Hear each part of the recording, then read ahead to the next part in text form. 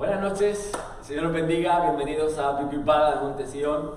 Como siempre, pues es un gozo y un privilegio poder compartir con cada uno de vosotros, los que estéis aquí y los que estéis en casa, poder compartir la palabra del Señor y este gran final de la epístola de Timoteo y de Tito. La verdad es que ha sido un viaje muy interesante en las cartas, o las últimas cartas del apóstol Pablo, por hacer un pequeño recordatorio. Desde que empezamos la epístola del apóstol Tito, hay que recordar que el apóstol Tito en este momento estaba ubicado en la isla de Creta, estaba al sur de la isla griega, estaba recibiendo las mismas órdenes y las mismas enseñanzas que recibió Timoteo.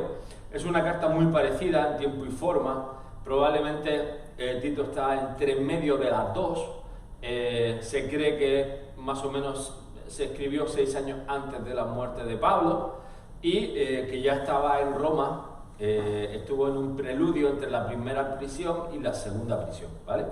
Así que es una carta que a nivel significativo, pues igual ya sabía el apóstol Pablo lo que iba a pasar y estaba dando sus instrucciones finales, estaba dando, sobre todo, lo que estábamos hablando hace 2 minutos, un mensaje de unidad.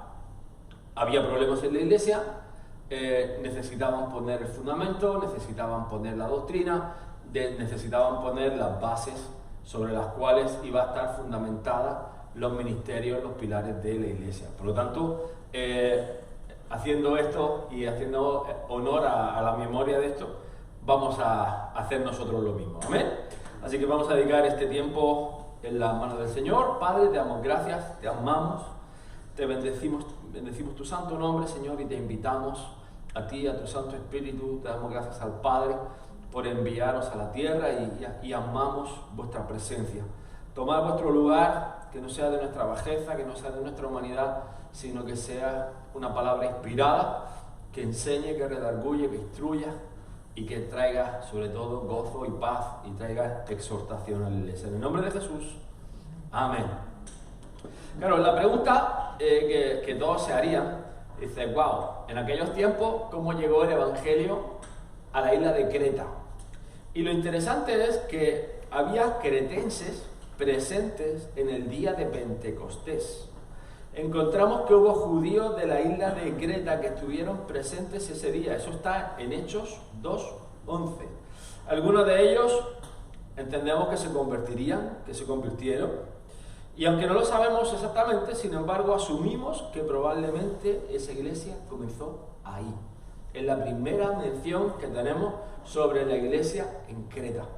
Es interesante que Pentecostés realmente fue una revolución, fue un momento donde la impartición del Espíritu Santo hizo un antes y un después. Fue la bomba atómica, de verdad. Por eso, cuando hablamos del bautismo del Espíritu Santo, yo creo que quizás no se le da tanto valor o no se habla, es decir, yo creo que la gente no lo anhela o no termina de desearlo porque no se habla en demasía. Es decir, tener comunión con el Espíritu Santo, yo puedo compartir de las veces que he sido lleno, he sido bautizado, he tenido el don de la risa. Ha habido veces que el Espíritu Santo me ha tocado, yo lo cuento mucho, me pongo muy llorón cuando hay una presencia de Dios tangible. No sé por qué, pero me compunge, me emociona y me da por llorar y lloro pues como un niño chico. Y la verdad es que son cosas pues, que no puedo controlar en la presencia del Señor. Cuando hay una presencia en un servicio que dice, wow, está la presencia del Señor, a mí me emociona, ¿no? Se ven y ahora pues bueno que las redes sociales, Facebook, YouTube, etcétera, si buscas alguna de las reuniones de avivamiento de los años 80, años 70, verás que eran bastante escandalosas. A mí me da risa, no sé si habéis visto el anuncio de avena, esta que pone Quaker, que sale un menonita o un amish en la portada de esas cereales, de esa avena. Y es curioso porque precisamente ese nombre de Quaker viene de estremecerse, de temblor. ¿Y por qué sale eso? Porque los menonitas tuvieron un avivamiento y un mover del Espíritu Santo en el 1860. Entonces, como empezaban a temblar cuando tenían esas visitaciones del Espíritu Santo, el Espíritu de Dios, empezaron a decirle los Quakers, y de ahí los cuáqueros, que traducido al castellano son los temblorosos. Por eso es curioso que los bautismos en el Espíritu Santo, las manifestaciones del Espíritu Santo, no solo te sacan de la zona de confort o de la apariencia de control y de sobriedad que muchas veces tenemos, pero creo que rompen muchas cadenas. Es decir, ahí hemos tenido experiencias, por ejemplo, bautismo en risa, que es un gozo nuevo, es algo que no puedes controlar y es algo que forma parte del bautismo en el Espíritu Santo. Hemos visto gente temblar y pasar milagros, enderezarse piernas. Yo me acuerdo que la primera vez que viví eso, tenía 15 años y teníamos un apóstol de Suecia, que me acuerdo, me llamó la atención mucho, que se levantó delante de ese curso bíblico que estábamos dando y dijo, he estado orando toda la mañana pidiendo al Espíritu Santo permiso. Y a mí aquello me llamó la atención, le has pedido permiso al Espíritu Santo para hacer algo. Y voy a orar por milagros y le he pedido permiso para que vosotros hagáis milagros. Y a mí aquello me llamó mucho la atención. Hay que decir que yo era el más jovencito, yo tenía 15 años, de todo el grupo que estaba en ese curso en ese momento, y me acuerdo perfectamente que sentaron a una chiquita, tenía una pierna más larga que otra, y como era el más pequeño, creo que también el más consciente, pues el apóstol me llamó, impon tus manos, y te puedo decir que con mis manos así, sentí perfectamente cómo la pierna se enderezaba. Además, diría que hubo un momento que la pierna se alargó y hubo otro momento que la pierna se encogió hasta recuperar el lugar donde debería estar. Quiero decir esto, que son cosas que son reales, que es verdad, es decir, que la Iglesia ha vivido y vive en miedo por ¿y si no pasa nada? Y muchas veces no se ora por temor. ¿Y si Dios no lo sana? ¿Y si no pasa el milagro? ¿Y si no pasa lo que nosotros esperamos que tiene que pasar? Y quiero decirte algo por tu tranquilidad. Tú no estás avergonzando a Dios si no pasa nada. Tú no estás poniendo en evidencia a Dios si no pasa nada. Yo recuerdo una de las cosas que igualmente me marcaron mucho como ministerio fue cuando vino la visita del pastor John Morrow. Y una de las cosas que nos enseñó, ¿cómo oráis por los enfermos? Y la verdad es que en aquel entonces, pues lo que hacíamos, ¿no? Señor Jesús, si es tu voluntad, por favor, que este hermano reciba sanidad. Y una oración, oye, bien hecha, bien estructurada, con preguntas, Padre, si es tu voluntad, en fin, articulándose bien. Y el pastor John nos dijo lo siguiente: ¿qué decía Jesús? ¿Cómo lo hacía Jesús? Y cuando cogimos la escritura, realmente lo que dice la escritura es que Jesús se paraba delante de los enfermos y le decía, sé sano. Y no daba más vueltas. En algunos casos tocaba, en algunos casos soplaba, en algunos casos hizo barro, en algunos casos tendió la mano y lo levantó. Es decir, los milagros de Jesús fueron creativos, pero lo que tengo claro es que no tuvieron una larga conversación, ni con Dios ni con nadie. Es decir, el poder de Dios es poder de Dios, y punto. Es decir, no hay que argumentarlo, no hay que defenderlo, no hay que exponerlo, no hay que estar reclamando. Si tienes la autoridad, si el Espíritu Santo te guía a orar por alguien enfermo, no tengas temor. Yo, si os comparto mi primera experiencia como pastor, resulta que un día de Nochebuena teníamos nuestro primer conato. Fue divertido porque nuestro primer conato de iglesia fue con gente inglesa. Y este era un irlandés y una escocesa, morenita de piel. Y tenía un tumor en el pecho, empezó a tener metástasis en la cabeza Y desesperada en la desesperación fuimos a visitar a esta familia la noche de Navidad, la víspera de Nochebuena. Y recuerdo cómo estás, con mucho amor, nos sentamos con ellos a conversar y me decía, David, necesito que ores por mí. Y te digo que yo en ese momento, si hubiera tenido algo en las tripas, me lo hago encima. Porque yo dije, ¿cómo voy a orar yo por esta mujer? Tiene cáncer, se va a morir. ¿Cómo voy a orar yo por esta mujer? Y antes de, todo esto en fracciones de segundo en mi cabeza, ella coge mi mano y se la pone en su cabeza. Ora. ¿Sabes lo único que salió de mi boca? Con coherencia. Señor, que sea por su fe. Porque me di cuenta que yo no tenía. No tenía esa fe para orar en ese momento. Para vergüenza mía, es decir, no te puedo decir, yo era un pastor valiente. No, al revés. Tenía mucho miedo, mucho complejo, mucha frustración, mucho temor. Porque pensaba que iba a evidenciar a Dios y para nada. ¿Sabes? Te cuento lo siguiente. Llegamos el día de Navidad para ver cómo estaban, para dar una vuelta. Era una situación crítica. Me acuerdo que me abrazó, me besó. Me dice, David, es la primera noche que he podido dormir sin ruidos en 2 semanas.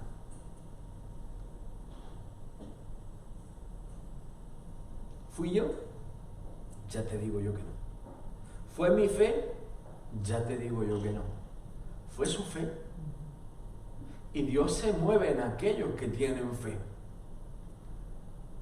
Incluidos nosotros si tenemos fe. Pero debemos de tomar ese paso valiente. El Espíritu de Dios es un espíritu valiente, no cobarde. Tenemos que tomar ese paso de, oye, están nuestros chicos enfermos. Oren por ellos. Lo digo en serio. Nosotros muchas veces los niños son niños y vienen, ay papá, ay no sé qué, ay no sé cuánto. ¿Qué te duele? Tal cosa. En el nombre de Jesús. Se sana. Y yo no sé si es que se les desvanece el argumento, pero sigue en marcha. Y vemos la mano de Dios. Hemos visto la mano de Dios en sanidad, la hemos visto en nuestros hijos, la vimos en nuestra hija. Yo entiendo la situación de Rubén. Rubén anoche decía, era el diablo que me metía pensamientos de que mi hija se iba a morir y que tenía que entregársela. Bueno, pues a mí sí me la pidió el Señor. A mí sí me la pidió el Señor. A mí en ese momento tuvimos que agarrarnos de la mano y viendo a nuestra hija sentimos, Señor, que se haga tu voluntad. Y tuvimos que entregar una cosa más en el altar de Dios. Te digo algo, el ministerio empieza entregando cosas. Las cosas que amas, tu voluntad, tus deseos, tus anhelos. Y te estoy hablando desde lo más profundo de mi corazón. Pero te digo, el ministerio empieza negándote a ti mismo. Y lo que más uno quiere son sus hijos. Para mí, mi hija me hubiera cambiado por ella, así, sin pensar. Y sin embargo, Dios la levantó. También tengo que decir que hubo hombres de Dios que vinieron a orar. La iglesia se levantó un clamor. Igual que nos levantamos el día de la semana pasada, que empezamos a orar, día miércoles, día martes, que empezamos a orar y sé que toda la iglesia estaba orando, toda la iglesia estaba en sintonía y toda la iglesia estaba operativa. Pero así debe ser, que las cargas, que las necesidades, que las enfermedades, seamos vivos, que estemos despiertos, que la iglesia esté despierta, apercibida, que nos quitemos los complejos. Oye, que en 40 años no ha habido milagros. ¿Y qué? ¿Tú quieres la iglesia de hace 40 años o quieres la de ahora? Porque si hubiera sido por eso, Josué y Caleb se hubieran quedado en el desierto y jamás hubieran hecho nada. Se hubieran conformado a lo que vivieron. Pero yo no me quiero conformar a lo que viví. La pregunta es, ¿tú te quieres conformar a lo que has vivido o quieres más de Dios? ¿Anhelas más de Dios o te quedas con el resultado? Ya terminé. Aquí no se termina. O sea, de verdad, o sea, es algo que yo quiero que se entienda, ¿no? Es decir, no se termina. Yo sé que ha habido, mira, precisamente del apóstol que te hablo, una de las cosas que también me llamó mucho la atención es que llegado a cierto punto, dijo: yo me voy a jubilar y me vuelvo a mi país. Y me chocó grandemente porque jamás es decir, a día de hoy no me entra en la cabeza y jamás lo hubiera pensado. ¿Por qué? Porque mis ejemplos han sido otros. Te puedo decir, empezando por mi suegro, falleció un lunes, el domingo subió al púlpito a despedirse de su iglesia. Pastor Beli nos llamó a todos, nos pagó los billetes a todos, de todos los lugares del mundo, para que estuviéramos en la última convención que él estuvo. ¿Sabe de qué hablo? Pasar la visión del Padre Abraham. Nos dio un máster sobre paternidad. Y no tenía hijos, pero tenía un montón de hijos espirituales. Hizo de papá, y muy bien hecho. ¿Y sabes qué? Al siguiente mes se fue. Pero hasta el último día. Y era, mira, te digo, lo tenían que subir entre 4 personas. El corazón se le apagaba, es decir, cuando estaba abajo del púlpito, entornaba los ojos, el corazón se le apagaba, o sea, se le bajaba el bioritmo. No te pienses que Pastor Billy, cuando nosotros estábamos allí, jugaba al fútbol conmigo. Se ponía de portero porque había sido, te estoy hablando con 87 años, había sido portero de joven y nos poníamos en el campo, el sillón es un campo de voleibol, el auditorio. Y yo me ponía en una punta y él en otra y le hacíamos chuts. Y él se tiraba, como los gatillos. Te lo digo en serio. Él se tiraba con nosotros a jugar. 87 años. Y yo te digo, ese es mi ejemplo, ese es mi papá. Y yo no quiero otro ejemplo. Y los tengo que retar, es decir, nos tenemos que retar. Oye, que hay mucho por hacer, que tenemos un país por conquistar, que tu heredad está todavía ahí, que las promesas de Dios están todavía ahí, que hay mucho por hacer, que van a venir bebés a punta pala. ¿Sabes por qué estoy diciendo que vamos a enseñar los nuevos comienzos? Porque tú te vas a dar biberones. Y Dios lo ha dicho, yo lo creo. Sería un insensato si no os preparo para que deis beberones. Sería un loco, porque luego nos pilla el toro.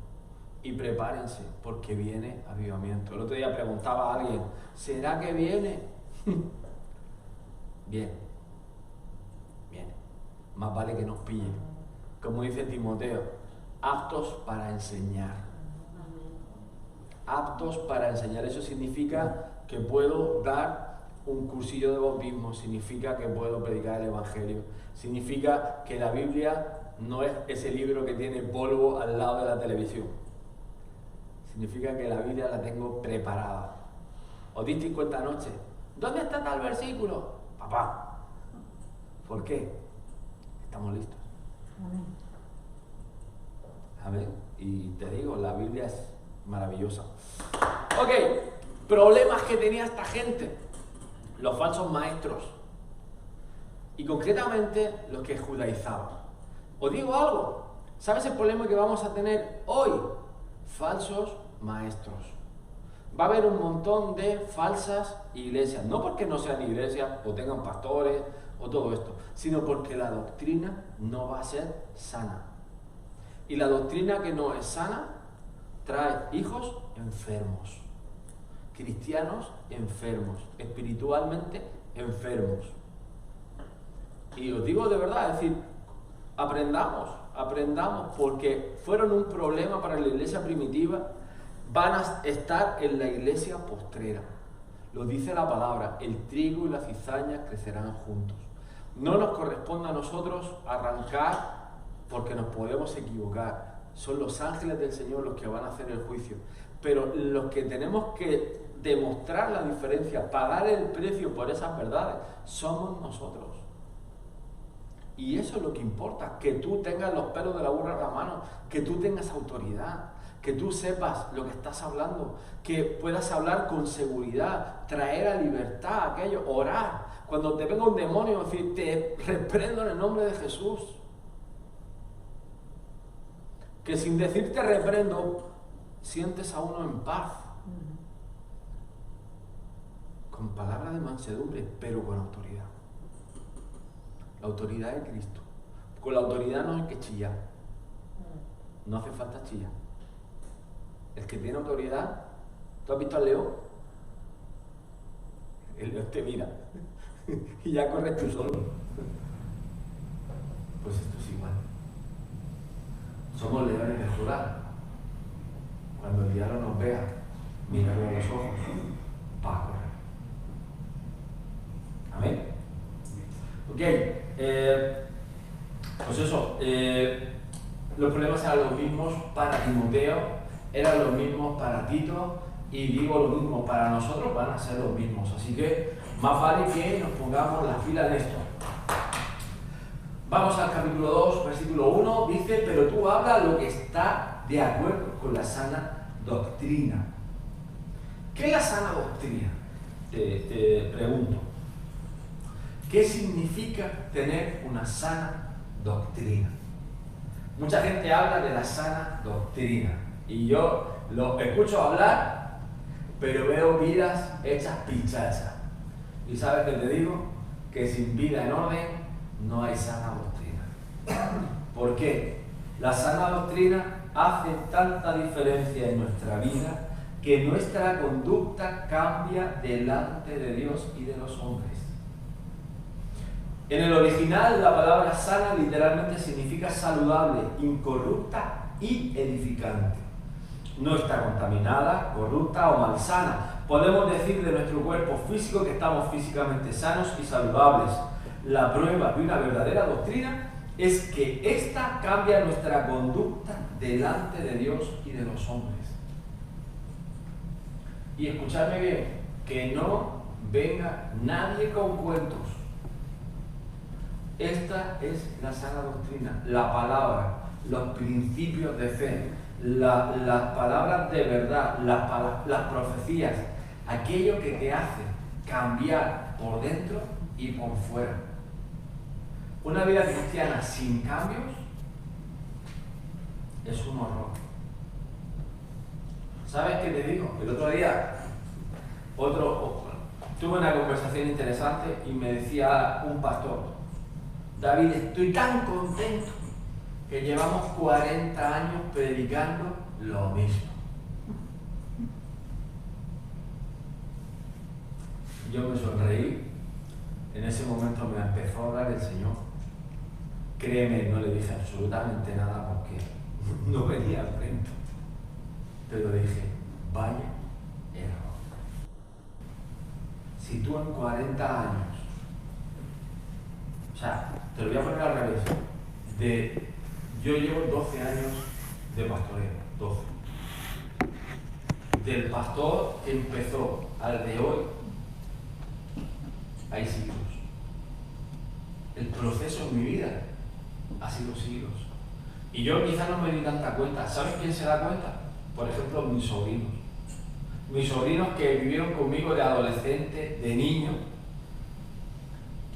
Yo me di cuenta cuando me dijo uno de ellos, de los mayores, el Tito cuando vino de Estados Unidos era otro. Pero es que ahora es otro. Dios lo ha cambiado. Y eso es el mejor testimonio. No que lo tengas que ir predicando tú o proclamando tú, sino que el cambio sea reconocible en los demás. Dice el Salmo y dicen los Proverbios, deja que los demás te ensalcen. Nunca busques tu propia posición. ¿Por qué? Porque Dios premia en público lo que tú haces en lo secreto. Y créeme, los cambios hay que hacerlos aquí. Cuando nadie te ve, ahí están los cambios. Ahí está la sana doctrina, es decir, aplicar la verdad y comprarla, pagar ese precio. Es bueno pagarlo.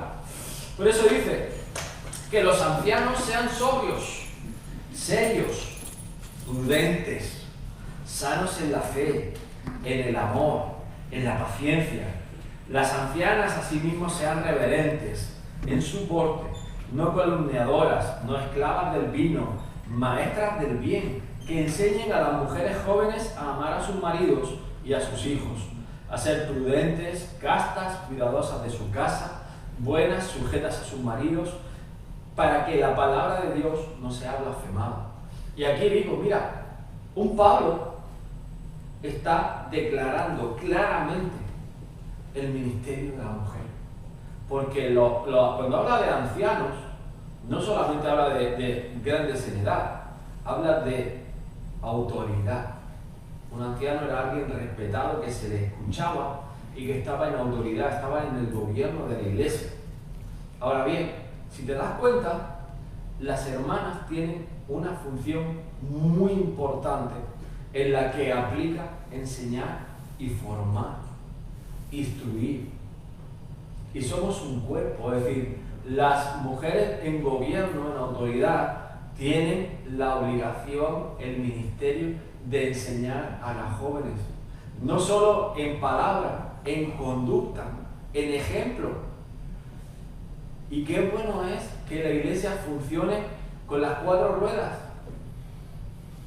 con los hombres dando ejemplo, sobrios, serios, prudentes, sanos en la fe, en el amor, en la paciencia, y las mujeres igual.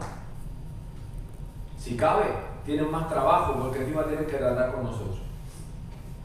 Y tienen que enseñar a las jóvenes a tratar con sus maridos. Es decir, no es fácil. El matrimonio no es fácil. Y el amor se demuestra no en el primer año o el segundo, que todo es perfecto y todo es honeymoon.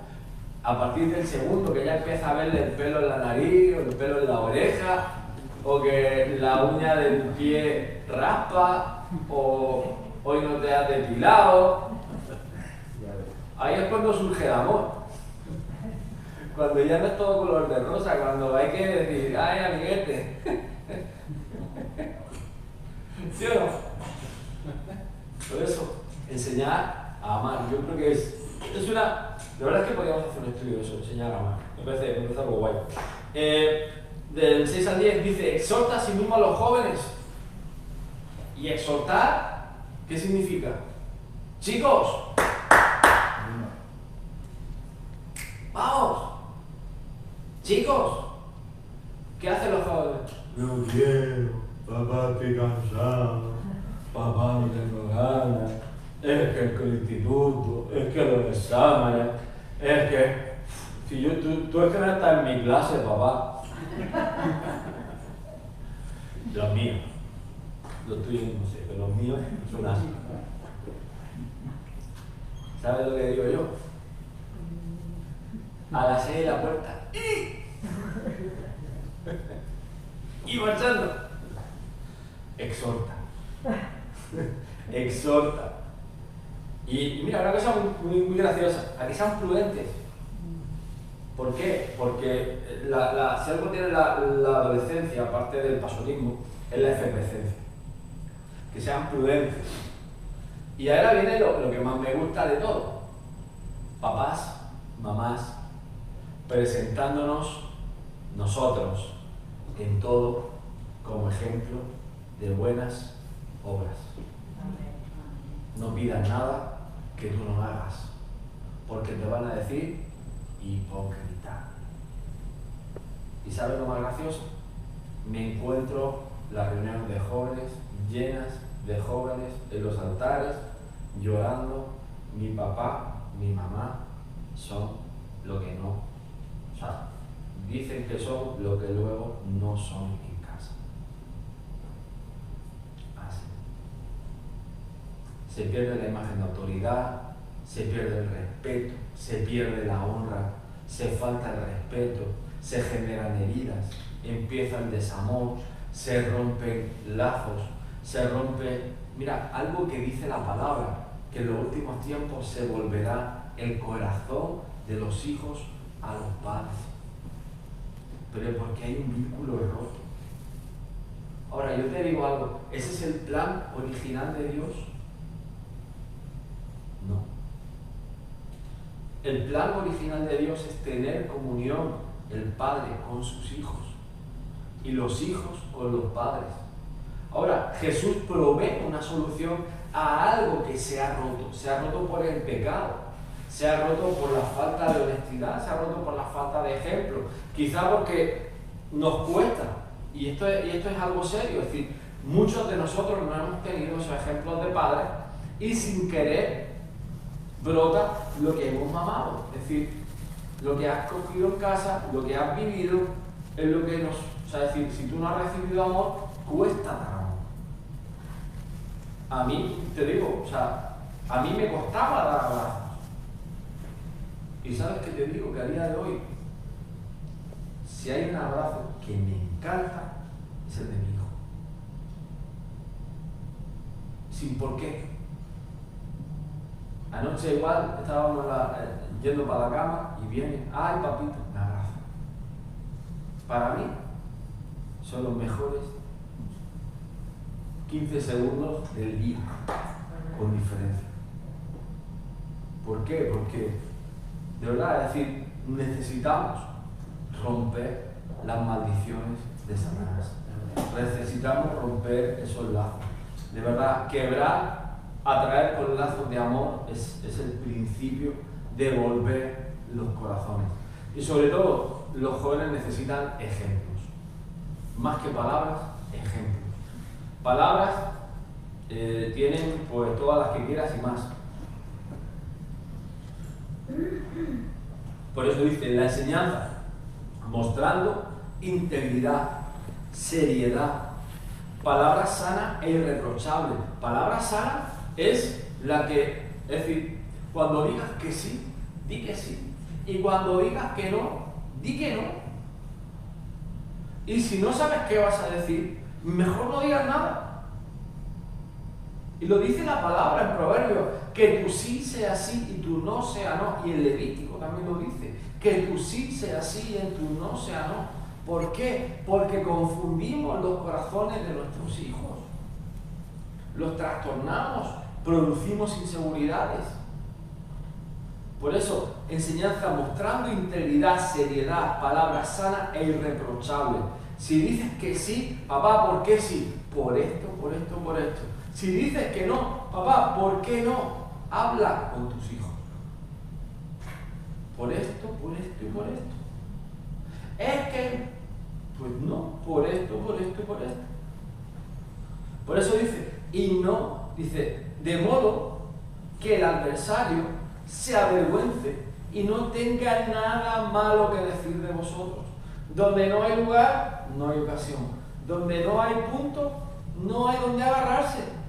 Donde no hay flacos sueltos, no hay rendijas, no hay ventanas, no hay escondrijos.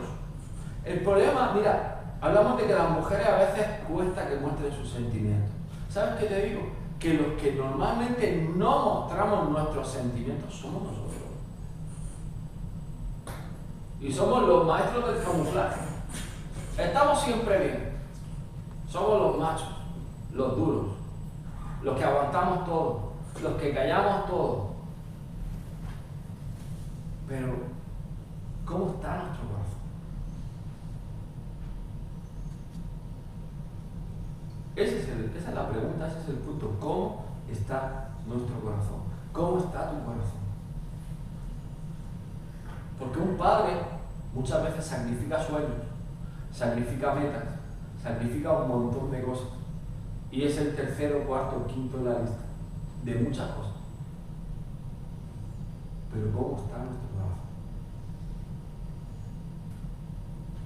¿Está atraído por Dios?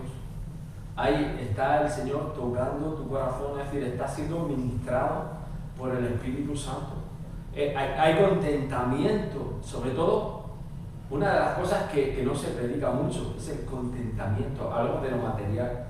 Yo no quiero hablar de dinero, quiero hablar de tu corazón. ¿Cómo está tu corazón?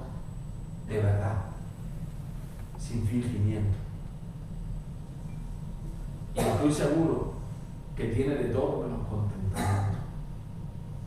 Y si no tiene contentamiento, hermano, empieza a hablar con Dios. Y expon tu corazón. Saca, confiesa, habla con papá, habla con Dios. Y Él conoce. Antes que tú le digas, Él ya lo sabe. Pero es maravilloso hablar con papá. Hablar de verdad, sin fingimiento. Yo creo que es algo que de verdad debemos de practicar.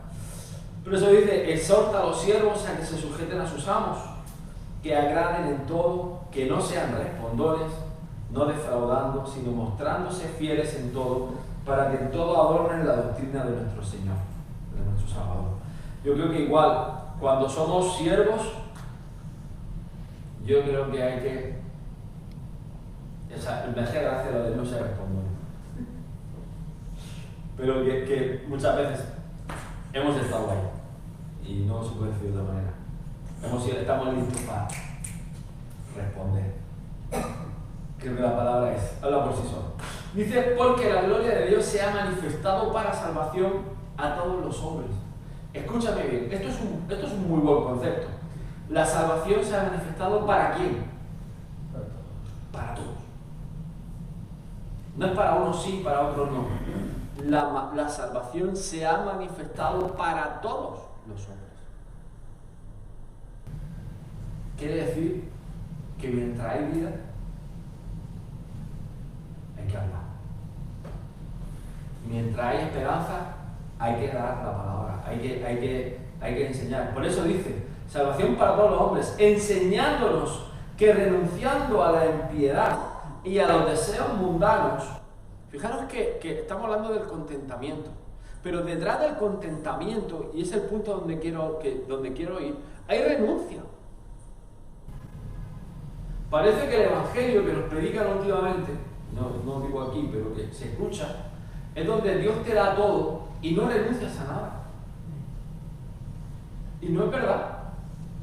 Eso no es una santa doctrina. ¿Por qué? Porque hay renuncias en nuestra vida. Hay cosas que tienes que renunciar, hay cosas que no vas a poder hacer, que Dios no te va a permitir porque Dios no quiere que las hagas, porque no le agradan o porque simplemente no son para ti. Que Dios tiene preparadas buenas obras para nosotros. Y esto es algo que es donde entra la conversación. Señor, ¿qué quieres tú que haga? El lunes que hablábamos con los pastores, una de las palabras que trajo el pastor Ramón y me gustó mucho, ¿estoy haciendo realmente lo que Dios me ha llamado a hacer? Y créeme que estando en el liderazgo es muy fácil entrar en trabajo y no hacer lo que Dios te manda a hacer. Entras en una dinámica, que trabajo no te falta, trabajas por ti y por todos tus compañeros, pero no es efectivo en tu ministerio. Y ahí es donde digo, señores, hay que parar. Y hay que hablar, Señor, ¿qué quieres tú que haga? Te digo una cosa, esto es una frase de Facebook, yo digo, Dios siempre quiere que hagas algo. Dios odia la pasividad, la pereza, la inconstancia. ¿Me entiendes? Dios siempre quiere que hagas algo. ¿Hay momentos de cesar las obras? Sí. Pero si cesas las obras es porque ese tiempo le vas a buscar. Y te vas a meter en los secretos y vas a buscar el rostro de Dios. Y no vas a salir de ahí hasta que Dios te hable. Señor, ¿qué quieres que yo haga? Y ante la duda, te digo, yo soy el primero que busco a mi pastor. ¿Por qué te crees que voy a dar este fin de semana? A hablar con mi pastor. Pastor, Dios me está hablando cosas. ¿Tú qué piensas? Ora conmigo, ora por mí, bendíceme, o dame una colleja si me tienes que dar, o regáñame si me tienes que regañar. Pero buscando dirección, buscando el consejo. ¿Por qué? Porque la multitud de consejeros está la sabiduría. El consejo prudente evita el tropiezo, evita la caída. Y lo necesitamos. Y lo necesitamos, lo digo porque yo lo necesito. Yo necesito el consejo de mi pastor y necesito que él sepa qué me está pasando. Yo podría decir, mira qué bien, la iglesia va, la economía va y pum pum, mira qué fuerte estoy y mi negocio va y pum pum. No es verdad. ¿Por qué? Porque Dios quiere que la iglesia avance. ¿Cuál es el siguiente paso? ¿Dónde vamos a ir? ¿Cuál es el lugar? ¿Qué ministerios vamos a hacer? Dios me ha puesto sueños, Dios me ha puesto sueños de la guardería, Dios me ha puesto, el otro día nos hablaba comedor social, el otro día estábamos hablando del tema solidario, desde la pastoral, es decir, nuestros pastores nos están diciendo, miren, antes la economía estaba fundamentada en los eventos, ya no hay eventos, no se pueden hacer eventos, enfóquense en la calle, ¿qué vamos a hacer para alcanzar al perdido? Cambien la inversión, cambien la visión, porque hay que alcanzar una sociedad. Y ahora mi pregunta es, ¿qué hacemos? ¿Repartir euros por la calle? No, hay que hacer algo. ¿Cuál es la estrategia de Dios para esta ciudad? ¿Cuál es la estrategia de Dios para este barrio? ¿Cuál es la estrategia de Dios para nuestra iglesia? ¿Me comprenden? ¿Me entienden? O sea, es importante. Yo no quiero estar bateando al aire. Yo quiero que viene la pelota y le pego donde tengo que pegarle con la fuerza para sacarla del campo. ¿Por qué? Porque no quiero fallar. No tenemos tiempo para perderlo y para dar vueltas. Hay que aceptar lo que sea que vayamos a hacer. Señores, no tenemos tiempo que perder. ¿Sí o no? Hay que darle. Tiempo es corto. Y la dicha es buena. Gloria al Señor. Vivamos en este siglo sobria, justa y piadosamente, aguardando la esperanza bienaventurada y la manifestación gloriosa de nuestro gran Dios y Salvador Jesucristo, quien se dio a sí mismo por nosotros para redimirnos de toda iniquidad y purificar para sí un pueblo propio, celoso de buenas obras. Claro, qué curioso, para purificarnos, para limpiarnos, para cambiarnos. Y interesante, Dios es celoso de buenas obras. La fe sin obras es vana. Dios es celoso de buenas obras. Hermanitos, preparaos mañana. Porque son días de activación. ¿Qué viene Dios para mí? ¿Qué quiere Dios que yo haga? ¿Dónde es mi lugar? ¿Cuál es mi llamado? Háblame, Señor. Y Dios te va a hablar. Y espero que tu respuesta sea solícita. Estoy aquí, Señor, envíame. Estoy aquí, Señor, voy. Vamos. Y por supuesto, nadie te menosprecia. Una palabra que recuerdo desde mi niñez que más me impactó es: eres valioso. Y quizá lo digo poco, pero sois valiosos, todos y cada uno. Todos y cada uno sois necesarios en esta iglesia. No sobra nada. Y lo digo de verdad. Ok, Tito 3. Uy, que ya se acerca el gran final. Vámonos. Recuérdales que se sujeten a los gobernantes y autoridades, que obedezcan, que estén dispuestos a toda buena obra. Creo que esto lo hemos dicho muchas veces. No nos toca cuestionar de qué color es el gobierno. Nos toca obedecer y nos toca buscar a Dios. Nos toca bendecirlos, nos toca orar por ellos, nos toca ser ejemplos de buenos ciudadanos y respetar. Y estar dispuestos cuando nos toque a hacer el bien. Que a nadie difame, es decir, que no hables mal de nadie, que no seas pendenciero, peleonero, sino amable, mostrando toda mansedumbre para con todos los hombres. Algo tengo que decir, te digo, el lunes tuve un enfrentamiento, que no fue enfrentamiento, pero sé que la paz y la mansedumbre de Dios me dio autoridad. Lo sé. Sé que el Espíritu de Dios cambió el curso de esto. De cómo iba a ir a cómo fue, el Espíritu de Dios lo cambió. Porque sí vimos la oposición del mismo Satanás. Y os digo algo, el hermano José me comentaba el otro día, en prisión, idem de idem. Autoridad, mansedumbre, paz. Autoridad, mansedumbre, paz. Dios es el que pelea por nosotros. Dios es el que cierra la boca a los leones. Dios es el que apaga los fuegos. Dios es el que toma el control. No tienes que chillar, no tienes que hacer nada. Sí tienes que tomar autoridad, eso sí. Es importante. Porque nosotros también éramos en otro tiempo insensatos, rebeldes, extraviados, esclavos de concupiscencias y deleites diversos, viviendo en malicia y envidia, aborrecibles, aborreciéndonos unos a otros. Pero cuando se manifestó la bondad de nuestro Señor Salvador y su amor para con los hombres, nos salvó. No por obras de justicia que nosotros hubiéramos hecho, sino por su misericordia, por el lavamiento de la regeneración y por la renovación en el Espíritu Santo. Esto habría que ponerle un marco, porque habla del lavamiento que regenera. Esto, cuando el día de la lluvia, el Espíritu Santo empezó a hablarnos. ¿Cómo se va la sociedad? Con el río de Dios. ¿Cómo se mueven las piedras? Esta mañana estaba en una de las ramblas de los Alamillos, ahí por Sorba, y había unos bolos de piedras, pero gigantes. Y yo pensaba entre mí, ¿qué cantidad de agua habrá movido estos bolos de piedra de allí arriba aquí abajo? Y volví a meditar la palabra del Señor. Verdaderamente, Señor, hemos tenido bolos en nuestro corazón y en nuestra alma que bloqueaban el fluir del Espíritu Santo.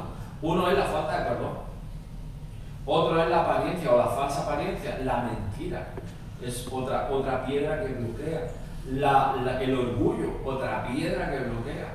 Y Dios nos trata, Dios nos zarandea para que todas esas cosas se desprendan de nosotros. Las pruebas no es otra cosa, el fuego no es otra cosa, prenderle fuego para que a base de como quitan las piedras en el riñón, ¿verdad, Juan? A base de pum, pum, pum, pum, pum, hasta que se deshace. El problema es que a veces somos muy tercos y nos tenemos que estar pegando mucho pum, pum, pum, pum. Pero Dios ha hablado que va a traer su río, pero también tenemos que estar dispuestos a meternos en ese río para que el Señor limpie y quite de nosotros. Pero sí me parece el lavamiento de la regeneración y por la renovación en el Espíritu Santo. El Espíritu Santo es clave y cada día va a ser más clave. Cada vez que se levanta más la oscuridad, que si te parece poco lo que hay ya, pero va a más, irá a más, pero más va a haber presencia del Espíritu Santo cuando su Hijo lo invoque, cuando su Hijo clame. Por eso es importante darle la prioridad absoluta. El Espíritu Santo de Dios que mora en mí, que haga su trabajo y haga su obra en mí. Por eso dice, el cual derramó en nosotros abundantemente por Jesucristo nuestro Señor, para que justificados por su gracia viniésemos a ser herederos conforme a la esperanza de la vida eterna. Palabra fiel es esta, y en estas cosas quiero que insistas con firmeza. Para los que creen en Dios, procuren ocuparse en buenas obras.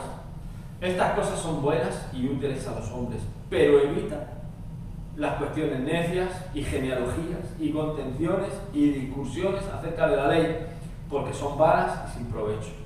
Al hombre que cause divisiones después de una y otra amonestación desechada, sabiendo que el tal se ha pervertido y peca y está condenado por su propio juicio.